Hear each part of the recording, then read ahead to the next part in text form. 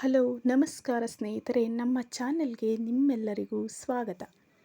ಇವತ್ತಿನ ವಿಡಿಯೋದಲ್ಲಿ ಗೃಹಲಕ್ಷ್ಮಿ ಯೋಜನೆಯ 32ನೇ ಕಂತಿನ ಹಣದ ಬಗ್ಗೆ ಬಹಳ ಮುಖ್ಯವಾದ ಮಾಹಿತಿಯನ್ನು ತಿಳಿದುಕೊಳ್ಳೋಣ.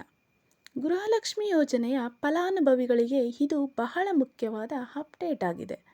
32ನೇ ಕಂತಿನ ಹಣದ ಬಿಡುಗಡೆಗೆ ಸಂಬಂಧಿಸಿದಂತೆ ಇತ್ತೀಚಿನ ವರದಿಗಳಲ್ಲಿ ರೂ. 2,443 ಕೋಟಿ ಹಣವನ್ನು ಬಿಡುಗಡೆ ಮಾಡಲಾಗಿದೆ ಎಂಬ ಮಾಹಿತಿ ಬಂದಿದೆ. ಹಾಗಾದರೆ ಈ ಹಣ ಯಾರಿಗೆ ಸಿಗುತ್ತದೆ? ಹಣ ಯಾವಾಗ ಖಾತೆಗೆ ಬರುತ್ತದೆ? ಒಟ್ಟಿಗೆ 4,000 ಬರುತ್ತದೆಯೇ ಅಥವಾ ಹಣ ಬರದಿದ್ದರೆ ಏನು ಮಾಡಬೇಕು? ಈ ಎಲ್ಲ ಮಾಹಿತಿಯನ್ನು ಒಂದೊಂದಾಗಿ ನೋಡೋಣ.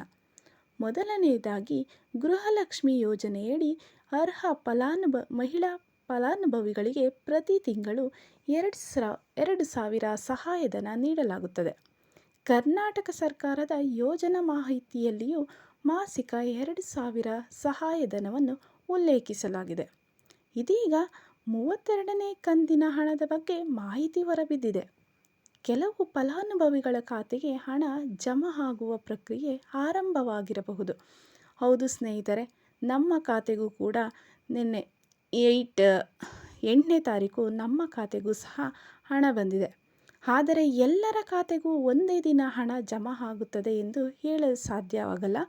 ಆದ್ದರಿಂದ ನಿಮ್ಮ ಖಾತೆಗೆ ಇನ್ನೂ ಹಣ ಬಂದಿಲ್ಲ ಎಂದರೆ ಗಾಬರಿಯಾಗಬೇಡಿ.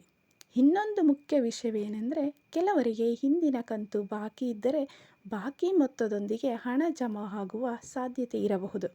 ಆದರೆ ಎಲ್ಲರಿಗೂ 4,000 ಖಚಿತವಾಗಿ ಬರುತ್ತದೆ ಎಂದು ಹೇಳುವುದು ಸರಿಯಲ್ಲ. ನಿಮ್ಮ ಖಾತೆಗೆ ಹಣ ಬಂದಿದೆಯೇ ಎಂದು ಮೊದಲು ಬ್ಯಾಂಕ್ ಪಾಸ್ಬುಕ್, ಬ್ಯಾಂಕ್ SMS ಅಥವಾ ನಿಮ್ಮ ಬ್ಯಾಂಕ್ ಖಾತೆಯ ವಹಿವಾಟುಗಳನ್ನು ಪರಿಶೀಲಿಸಿಕೊಳ್ಳಿ. ಹಣ ಜಮಾ ಆಗದಿದ್ದರೆ ನಿಮ್ಮ ಆಧಾರ್ ವಿವರ, ಬ್ಯಾಂಕ್ ಖಾತೆ ವಿವರ ಮತ್ತು ಯೋಜನೆಯ ಫಲಾನುಭವಿ ಮಾಹಿತಿಯಲ್ಲಿ ಯಾವುದೇ ಸಮಸ್ಯೆ ಇದೆಯೇ ಎಂದು ಪರಿಶೀಲಿಸಿಕೊಳ್ಳಿ. ಗೃಹಲಕ್ಷ್ಮಿ ಯೋಜನೆಗೆ ಸಂಬಂಧಿಸಿದಂತೆ ಯಾವುದೇ ಮಾಹಿತಿ ತಿಳಿಯುವಾಗ ಅಧಿಕೃತ ಸರ್ಕಾರದ ಮಾಹಿತಿ ಅಥವಾ ವಿಶ್ವಾಸಾರ್ಹ ಮೂಲಗಳನ್ನು ಮಾತ್ರ ಪರಿಗಣಿಸಿ. ಸಾಮಾಜಿಕ ಜಾಲತಾಣಗಳಲ್ಲಿ ಬರುವ ಪ್ರತಿಯೊಂದು ಪೋಸ್ಟ್ ಅಥವಾ ವಿಡಿಯೋವನ್ನು ನಂಬಬೇಡಿ. ಸ್ನೇಹಿತರೆ, ಈ ಮಾಹಿತಿ ನಿಮಗೆ ಉಪಯುಕ್ತವಾಗಿದ್ದರೆ ವಿಡಿಯೋಗೆ ಒಂದು ಲೈಕ್ ಮಾಡಿ.